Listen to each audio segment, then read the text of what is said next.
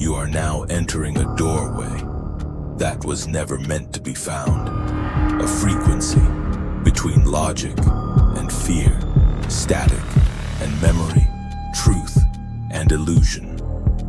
There is no time here, no map, only stories, each one a transmission from the edge of understanding and the boundary beyond. This is not a channel. This is not a dream. This is Mr. Zone. You're listening to Mr. Zone, where logic ends and shadows begin. Tonight's story starts with a broken car and a quiet cup of coffee. But inside this small-town cafe, every snapshot bends the truth.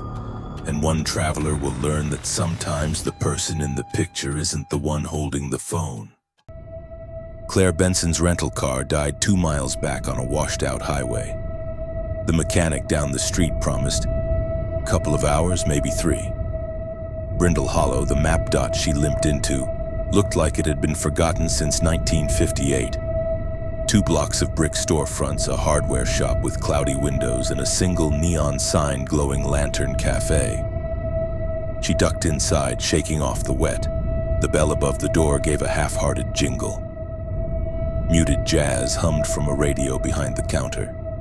A waitress with tired eyes gave a quick nod and slid a menu across the laminate table. Outside, rain streaked the glass like melted mercury. Claire told herself she'd order a coffee, kill some time, maybe dry out before heading back to the garage. While waiting for her latte, she thumbed a text to a friend. Stuck in the middle of nowhere. At least there's caffeine. Out of habit, she lifted her phone, framed a quick selfie. The warm light, the rainy street behind her. When she checked the photo, her stomach tightened. Behind her shoulder in the next booth sat a woman with the same haircut, the same small scar along the jaw. Her exact double, head bowed as if listening. She spun in her seat. The booth was empty. The waitress glanced at the screen when Claire tried to show her. "Reflection off the window," she said flatly. But there were no windows on that side. Claire stayed. Something about the cafe felt both comforting and wrong. The too regular hiss of the espresso machine, the way the wall clock's second hand twitched twice each tick. Customers drifted in, a mail carrier with dripping boots, a mother shepherding 2 giggling kids, a man in a green raincoat who never removed his hood. Normal. Except each time Claire raised her phone for another picture, details shifted. The kids were gone mid-laugh. The man's hood hung empty, no face beneath. Once the clock behind the counter read 4:16, though her watch stubbornly said 3:02. She showed a passing teenager the strangest shot. He squinted. "Looks fine to me." On his screen, the booth was empty, the clock correct. Her photo, when she looked again, had changed to match. Hours bled together with the rain. The crowd thinned until only a few damp umbrellas leaned by the door. Claire ordered another coffee just to keep the waitress from asking her to leave. She lifted her camera for a wide shot of the quiet room. The preview froze her breath. Across the cafe, in the mirror that ran behind the counter, her double sat in the same corner booth, phone raised, taking Claire's picture. The reflection's lips moved silently. "Not you."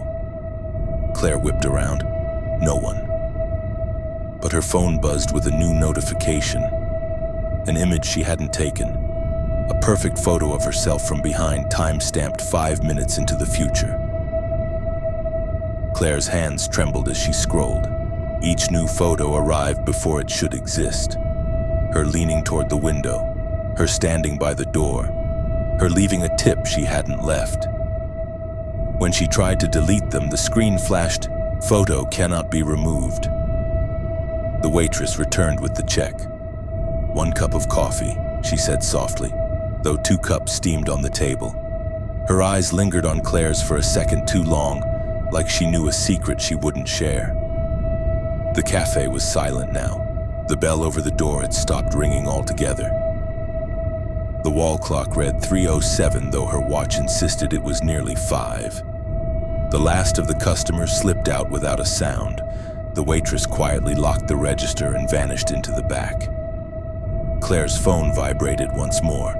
A fresh image, herself standing outside in the rain that had long since stopped, watching a car pull away. A scraping noise spun her around. The chair across the booth eased back on its own. She bolted for the door. This time the handle turned. Cool night air met her face. The street glistened though the sky was clear. And there, parked at the curb, sat her rental car, engine idling, driver's side window rolled halfway down. A figure identical to her gripped the wheel. It turned slowly and met her eyes.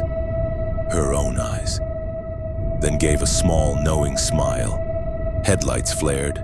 The car eased from the curb and drifted down the silent street until red taillights dissolved into the dark. Claire's phone buzzed one last time. On the screen, a new photo of herself sitting in the corner booth she had just left. The cafe door behind her swung shut with a soft click. Some mirrors are silvered glass. Others glow from a screen you carry in your pocket.